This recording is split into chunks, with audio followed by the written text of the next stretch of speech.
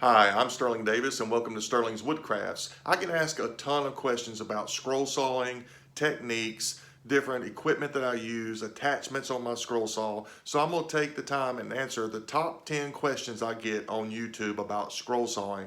I hope you enjoy it. A lot of people ask why my patterns are so shiny.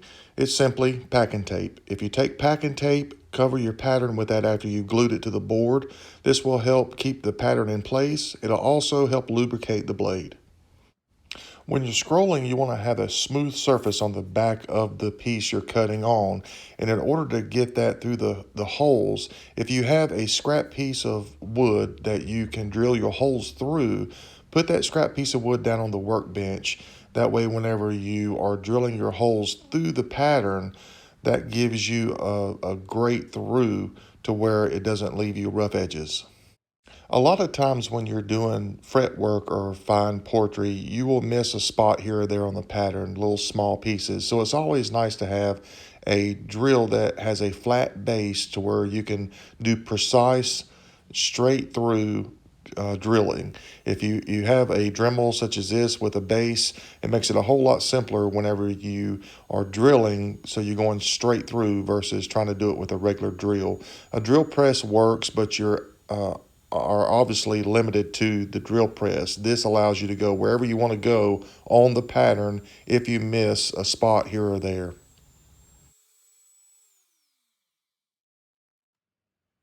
I changed out the chuck on mine to a Pegasus chuck because it has the through bearings on the screws that attach, meaning it doesn't give it that rattle that you would normally have.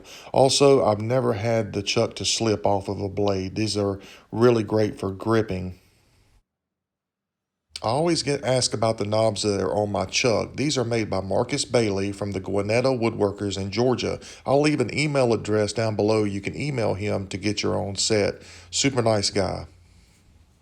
I also get a lot of questions about the lifter arm on my scroll saw. It's made by Wonderland Woodcrafts.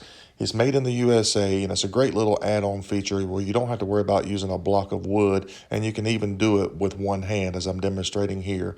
It's very simple design, but it works great.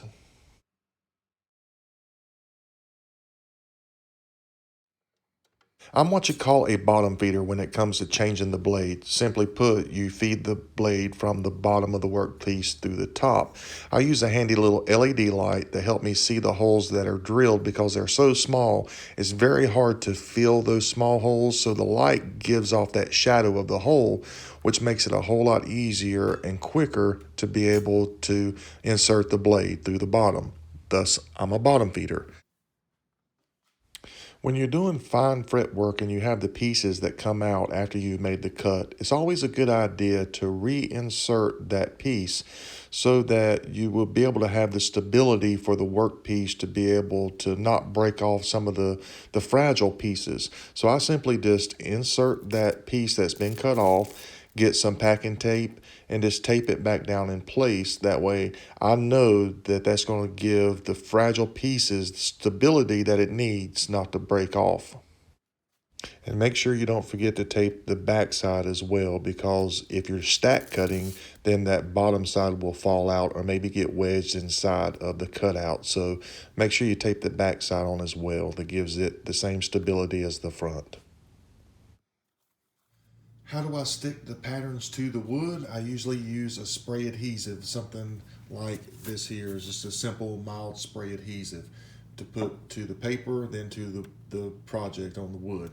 How do I take it off? Typically a heating gun, or you could use a thinner to be able to get the stickiness off the back of the pattern. I don't like using this method because it does raise the grain of the wood a little bit, so I typically go with the heating gun. What is stack cutting? Stack cutting is basically stacking up layers of plywood with one pattern on top, and you're cutting it out. That way, whenever you have your final cutout, all of your pieces that are cut, see if I can do this without breaking something. So all of your pieces are cut out, and by stack cutting, you have two at the same time as you cut one. Or you could do three. I hope you enjoyed today's video, maybe some enlightening information there. Hopefully that will give you some knowledge with descriptions down below to Marcus for the knobs, also for the lifter arm, and just general information about affiliate links on different tools that I use throughout the shop. So check them out. As always, I would appreciate a like. Hit the little bell so you'll get a notification each time I have a video come out. Also, always remember, be kind to one another.